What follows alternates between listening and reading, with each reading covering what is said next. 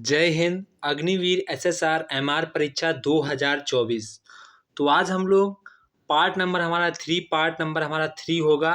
इससे पहले मैंने दो पार्ट को यानी कि दो हमारे वीडियो अपलोड हो चुके हैं जनरल साइंस के। हम आपको लगभग 1000 क्वेश्चन कराएंगे जो कि आपके एग्ज़ाम में लगातार पूछे जा रहे हैं। तो ये क्वेश्चन आपके एग्ज़ाम के लिए काफ़ी इंपॉर्टेंट होंगे।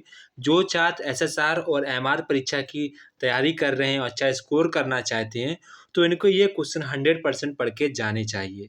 तो हम लोग वीडियो को स्टार्ट करते हैं। इससे पहले मैंने दो वीडियो अपलोड कर दिए हैं, उनको अभी आप देख सकते हैं। सेम आपको यही टाइटल मिलेगा, इसमें आप लोग देखेंगे आपको सेम यही पिक्चर वहाँ पर लगी होगी थंबनेल पर, जिसे आप लोग क्लिक करके अपना एग्ज़ाम क्रैक कर सकते हैं।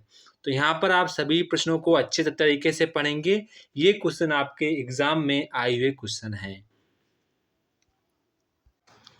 तो यहाँ पर हमारा जो पहला क्वेश्चन है, पर्यावरण का अध्ययन जीव विज्ञान की किस शाखा के अंतर्गत किया जाता है। तो ये क्वेश्चन आपको ध्यान रखना है। पारिस्थितिकी क्या होता है? पारिस्थितिकी के अंतर्गत यहाँ पर जीव विज्ञान का अध्ययन किया जाता है। पर्यावरण जो अध्ययन होता है जीव विज्ञान की किस शाखा के अंतर्गत किया जाता है? तो पारिस्थितिकी के अंतर्गत किया जाता है।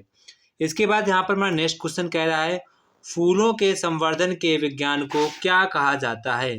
तो फूलों के संवर्धन विज्ञान को यहाँ पर फ्लोरिकल्चर कहा जाता है। मतलब कि संवर्धन का मतलब होता है एक दूसरे का अटैचमेंट, मतलब कि मेल और फीमेल का मिलना ही संवर्धन कहलाता है। तो यहाँ पर आपको ध्यान रखना है। तो फूलों के संवर्धन के विज्ञान को क्या कहा जाता है? उसको हम लोग साइंटिफिक भाषा में फ्लोरिकल्चर कहते हैं। इसके बाद यहाँ पर क्वेश्चन कह रहा है, किसी असंतुलित बल द्वारा किसी पिंड में उत्पन्न त्वरण बल के अनुक्रमानुपाती होता है। तो यहाँ पर आप देखेंगे जो हमारा बल का सूत्र क्या होता है, F=ma। ये बेसिकली बना कहाँ से? F प्रोपोर्शनल m, और हम लोग कह सकते हैं F प्रोपोर्शनल यहाँ पर a। तो यहाँ पर देखो जो बल है हमारा वो एक्सेलरेशन के यहाँ पर अनुक्रमानुपाती है। तो यहाँ पर सेम आपको यही आंसर दिखा मिलेगा ऑप्शन में। तो आप इसको ऑप्शन को टिक कर देंगे, बल के अनुक्रमानुपाती होता है। बस आपको ये सूत्र याद रखना है, F=ma। क्या याद रखना है? F=ma। इसके बाद यहाँ पर कह रहा है, किसी निम्नलिखित में से कौन एक अस्थायी कण है? तो यहाँ पर अस्थायी कण की जब बात आती है तो हमारा एक ही कण अस्थायी होता है, जिसको हम लोग न्यूट्रॉन के नाम से जानते हैं। क्या नाम जानते हैं? न्यूट्रॉन के नाम से जानते हैं। इसके बाद यहाँ पर आप लोग जानते हैं कि परमाणु के नाभिक में कौन कौन उपस्थित होता है। तो आप लोग जानते हैं सर हमारा प्रोटॉन होता है और न्यूट्रॉन होता है। जो हमारे इलेक्ट्रॉन होते हैं वो नाभिक के बाहर कक्षा में चक्कर लगाते रहते हैं। तो ये आप लोग जानते हैं। इसको हमारा नाभिक जो रदरफोर्ड की थ्योरी थी, उन्होंने नाभिक को प्रूव किया था कि परमाणु में नाभिक होता है। तो ये क्वेश्चन आपको हम बता चुके हैं कि नाभिक की खोज किसने की थी। तो वो हमारी खोज की थी सर रदरफोर्ड ने की थी। तो इसको आप क्वेश्चन को याद रखना है। ये क्वेश्चन आपके एग्जाम के लिए काफ़ी इम्पोर्टेंट है। इसके बाद यहाँ पर क्वेश्चन कह रहा है कि सजावटी वृक्ष तथा झाड़ियों के संवर्धन से संबंधित अध्ययन कहलाता है। तो यहाँ पर कह सजावटी, जिनको मतलब कि शादी या बारात किसी फंक्शन में सजाया जाता है, या झाड़ियों के संवर्धन से संबंधित अध्ययन क्या कहलाता है? तो उसको हम लोग आर्बोरिकल्चर कहते हैं। इन क्वेश्चनों को आपको हल्के में नहीं लेना है। ये क्वेश्चन आपके एसएसआर और एमआर दोनों परीक्षाओं में लगातार पूछे जा रहे हैं, तो इनको आपको अच्छे प्रकार से तैयार कर लेना है। इसके बाद यहाँ पर कह रहा है कि निकट दृष्टि दोष से पीड़ित व्यक्ति को चश्मे में कौन सा लेंस का प्रयोग किया जाता है? तो आपको ध्यान रखना, दूर दृष्टि के दू आता है तो ऊ मतलब उत्तल लेंस का प्रयोग करना चाहिए, और निकट दृष्टि तो निकट यानी कि अवतल लेंस का प्रयोग करना चाहिए। तो बेसिकली आपको एक याद रखना है, दूर यानी ऊ आता है, इसका मतलब दूर दृष्टि से पीड़ित व्यक्ति को अपने चश्मे में उत्तल लेंस का प्रयोग करना चाहिए, और निकट दृष्टि दोष से पीड़ित व्यक्ति को अपने चश्मे में अवतल लेंस का प्रयोग करना चाहिए। तो यहाँ पर देखो नीचे फाइनली वही क्वेश्चन दिया गया है, उसको मैंने यहाँ पर आपको डिस्कस कर दिया है। दूर दृष्टि से पीड़ित व्यक्ति के चश्मे में कौन सा लेंस प्रयोग किया जाता है? तो फाइनली यहाँ पर हमारा उत्तल लेंस का प्रयोग किया जाता है। इसके बाद यहाँ पर कह रहा है न्यूटन के गति के तीसरे नियम के अनुसार क्रिया तथा प्रतिक्रिया से संबद्ध बल हमेशा भिन्न भिन्न वस्तुओं पर ही लगे होने चाहिए। ये बात बिल्कुल सत्य है। अगर क्रिया प्रतिक्रिया का जो नियम होता है वो एक ही वस्तु पर लागू कभी भी नहीं हो सकता है। सर देखो, अगर जैसे कि ये हमारा कोई बिल्डिंग है और इसे आप बिल्डिंग में हथौड़ा मार रहे हैं, तो ये बिल्डिंग हो गई, ये आपका हथौड़ा हो गया। जितना बल आप हथौड़े इसको लगाएंगे तो आपकी जो दीवार है हथौड़े पर उतना ही बल बराबर लगाएगी। तो ये आप ध्यान रखेंगे, क्रिया प्रतिक्रिया के नियम के लिए हमेशा दो वस्तुएं होना अनिवार्य है। इसको हमेशा याद रखेंगे, ये आपके एग्जाम में कभी ना कभी बार पूछा गया है। तो इसीलिए मैंने इस क्वेश्चन को यहाँ पर लिख दिया है। क्रिया प्रतिक्रिया का जो नियम है हमेशा भिन्न भिन्न वस्तुओं पर ही लगा होता है, तो इसको आप लोग याद रखेंगे। इसके बाद यहाँ पर क्वेश्चन कह रहा है कि प्रत्येक क्रिया के बराबर विपरीत दिशा में एक प्रतिक्रिया होती है, तो यह न्यूटन का तीसरा नियम कहलाता है। जैसे मैंने आपको एग्जांपल दिया था, ये आपकी दीवार है, ये हथौड़ा है। जितना हथौड़ा इस पर बल लगाएगा उतना दीवार इस हथौड़े पर बल लगाएगी। तो इसे तभी तो यहाँ पर कह रहा है क्रिया के बराबर विपरीत दिशा में प्रतिक्रिया होती है। तो ये हमारा न्यूटन का थर्ड लॉ होता है। इसके बाद नेक्स्ट क्वेश्चन यहाँ पर कह रहा है माइकोलॉजी में किसका अध्ययन किया जाता है। तो यहाँ पर आप ध्यान रखेंगे, माइकोलॉजी में कवक का अध्ययन किया जाता है। इसके बाद जल में तैरना न्यूटन के गति के किस नियम के कारण संभव है। जैसे कि हमारा पानी भरा है, इसमें आप ये तैर रहे हैं, तो आप अगर पानी को जितना बल लगाएंगे उतना पानी भी तुम पर बल लगाएगा, तभी आप आगे दिशा में बढ़ पाएंगे। अगर आप पानी को पीछे धकेलेंगे, जैसे आप पानी को लगातार पीछे धकेलें तो पानी भी आपको आगे धकेलेगा, तो आप आगे बढ़ जाएंगे। इसी प्रकार से आप तैरते रहेंगे। तो अब आपको समझ में आ गया होगा, ये हमारा क्रिया प्रतिक्रिया का नियम है, यानी कि न्यूटन के थर्ड लॉ का यहाँ पर यूज हो रहा है। इसके बाद यहाँ पर कह रहा है कोई पिंड तब तक विरामावस्था में ही बना रहेगा, कोई पिंड तब तक विरामावस्था में बना रहेगा जब तक उस पर कोई बल नहीं कार्य करता है। तो ये कथन किसका है? ये हमारा कथन न्यूटन चाचा का कथन है। किसका कथन है? न्यूटन चाचा का कथन है। अगर कोई वस्तु विरामावस्था में है तो वो हमेशा विरामावस्था में ही रहेगी जब तक उस पर कोई बल ना लगाया जाए। इसके बाद यहाँ पर क्वेश्चन कह रहा है कि न्यूक्लियन नाम समानता किसके लिए प्रयोग हुआ करते हैं। तो यहाँ पर न्यूक्लियन बेसिकली नाभिक में जो भी कण उपस्थित होते हैं उनको हम लोग बेसिकली न्यूक्लियन के नाम से जानते हैं। प्रोटॉन और न्यूट्रॉन यहाँ पर नाभिक में उपस्थित होते हैं, तो इसको आप लोग ध्यान रखेंगे, क्योंकि नाभिक को इंग्लिश में न्यूक्लियस कहते हैं, तो इसके लिए हम लोग इसको न्यूक्लियन के नाम से भी जानते हैं। इसके बाद यहाँ पर पॉजिट्रॉन एक धनात्मक आवेश है। ये क्वेश्चन एमआर की परीक्षा में पूछा जा चुका है, तो इसको आप लोग ध्यान रखेंगे। एग्रो फॉरेस्ट्री से क्या होता है? एग्रो फॉरेस्ट्री क्या है? कृषि के साथ उस भूमि पर काष्ठीय बारहमासी वृक्ष लगाना। ये क्वेश्चन इतना इंपॉर्टेंट नहीं है, पर मैंने फिर भी इस क्वेश्चन को रख दिया है ताकि आप इसको अच्छी प्रकार से तैयार कर सकें। इसके बाद यहाँ पर क्वेश्चन नेक्स्ट है एक्सोबायोलॉजी में निम्नलिखित में से किसका अध्ययन किया जाता है। तो यहाँ पर आपको ध्यान रखना है एक्सोबायोलॉजी में किसका अध्ययन किया जाता है। तो बाह्य ग्रहों का अध्ययन किया जाता है, जो कि हमारे अंतरिक्ष का जीवन होता है। तो यहाँ पर बाह्य ग्रह मतलब कि जो हमारे बाहर और भी ग्रह हैं उन पर जीवन संभव है या नहीं है, इसका अध्ययन वहाँ पर किया जाता है। यानी कि अंतरिक्ष में जीवन की खोज यहाँ पर अन्य ग्रहों पर की जाती है। तो इसको आपको ध्यान रखना है। एक्सो मीन्स बाहर और बायोलॉजी मीन्स जीवन से जुड़ी बातें। तो बाहर के जीवन में यानी ग्रह ही हमारे हैं, तो ग्रह पर जो हमारे अन्य ग्रह हैं उन पर जीवन संभव है या नहीं, तो इसकी खोज में एक्सोबायोलॉजी के अंतर्गत किया जाता है। इसके बाद यहाँ पर मोनोजाइट किसका अयस्क है। तो ये आप ध्यान रखेंगे थोरियम। ये क्वेश्चन एमआर की परीक्षा में पूछा जा चुका है, तो इसको आप लोग ध्यान रखेंगे। मोनोजाइट थोरियम का अयस्क है। इसके बाद यहाँ पर कह रहा है बॉक्साइट निम्नलिखित में से किसका प्रमुख अयस्क है। तो ये हमारा एल्युमिनियम का प्रमुख अयस्क है। इसके बाद यहाँ पर कह रहा है कार्नेलाइट किसका खनिज है।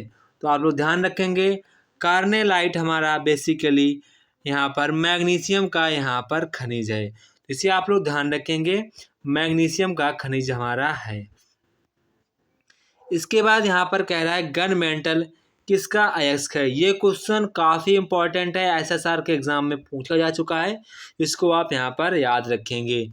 तांबा टिन जिंक यहाँ पर उसका अयस्क है। तो गन मेटल आपको ध्यान रखेंगे, गन जो मेटल होती है वो बेसिकली तांबा टिन और जिंक से मिलकर बनी होती है। लहसुन की अभिलाषणी गंध का क्या कारण है। लहसुन जो एक अलग महकता है उसका क्या रीजन है, क्योंकि उसमें सल्फर नाम का यौगिक उपस्थित होता है। इसके बाद यहाँ पर कह रहा है जल नाइट्रोजन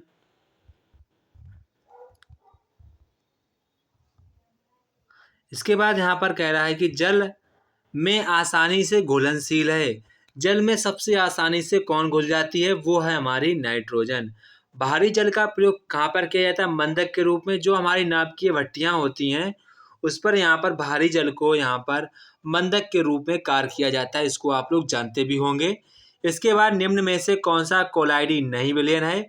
ये क्वेश्चन आपको बहुत ध्यान रखना है, ये एमआर वालों के लिए क्वेश्चन है। कौन सा कोलाइडी विलयन नहीं है, तो रक्त हमारा कोलाइडी विलयन नहीं होता है।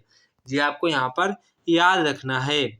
पनीर निम्न का उदाहरण है, तो आप ध्यान रखेंगे पनीर हमारा जेल में आता है, जेल का हमारा कोलाइडी विलयन होता है। माचिस की तीली में एक सिरे पर लगा मसाला निम्नलिखित में से किसका मिश्रण होता है। तो लाल फास्फोरस और सल्फर का मिश्रण होता है, लाल फास्फोरस और गंधक का मिश्रण होता है। ये भी क्वेश्चन हमारा एमआर वालों के लिए काफ़ी इंपॉर्टेंट क्वेश्चन है। इसके बाद यहाँ पर कह रहा है निम्नलिखित में से कौन सा एक प्रकृति में अनुचुंबकीय है। तो यहाँ पर आपको ध्यान रखना है प्रकृति में एक ही ऐसा हमारा यौगिक है जो कि अनुचुंबकीय है, वो हमारा ऑक्सीजन है। क्या है, ऑक्सीजन। इसको आपको यहाँ पर ध्यान रखना है।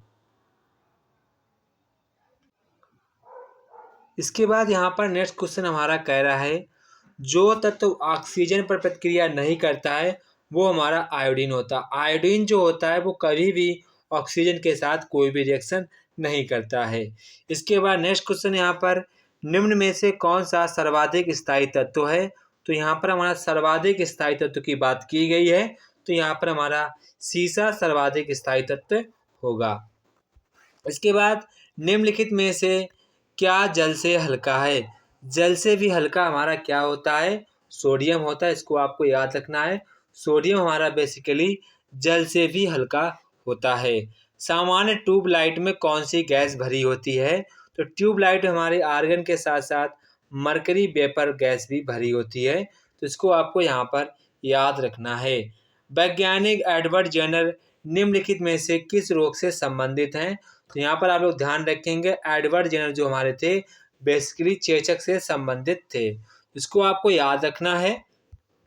इसके बाद यहाँ पर क्वेश्चन वेरी इंपॉर्टेंट है, मानव के गुर्दे का रोग किसके प्रदूषण से होता है। तो ये क्वेश्चन आपके एसएसआर एग्जाम में पूछा गया था, इसको आपको याद रखना है कैडमियम। तो कैडमियम जो होता है हमारे मानव जो गुर्दे जो होता है, जो रोग होता है वो बेसिकली कैडमियम के प्रदूषण के कारण लगातार बढ़ता जा रहा है।